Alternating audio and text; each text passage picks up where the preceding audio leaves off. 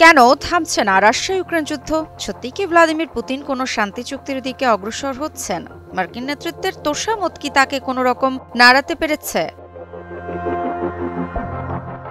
গত সপ্তাহে মার্কিন প্রেসিডেন্ট ডোনাল্ড ট্রাম্পের বিশেষ দূত স্টিভ উইটকফ ও জ্যারেড কুশনারের ৫ ঘণ্টার আলোচনার পর রাশিয়ার কাছ থেকে কি পেলেন? শূন্য। খালি হাতেই ফিরতে হলো। আর পুতিন তিনি উপভোগ করলেন, হ্যাঁ, নিজের রাজনৈতিক কৌশল ও আন্তর্জাতিক তোষামত সবই।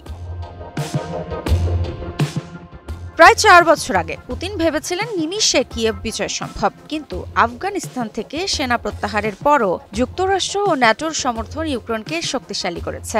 একটা সময় মনে করা হয়েছিল কৌশলগত বিজয় ইউক্রেনের হাতে চলে এসেছে। তবে সব বদলে যায় যখন ট্রাম্প দ্বিতীয়বার ক্ষমতায় আসেন। তার ঘোষণা স্পষ্ট, এই যুদ্ধ যুক্তরাষ্ট্রের নয়, আর কোনো অর্থ অপচয় করতে চায় না।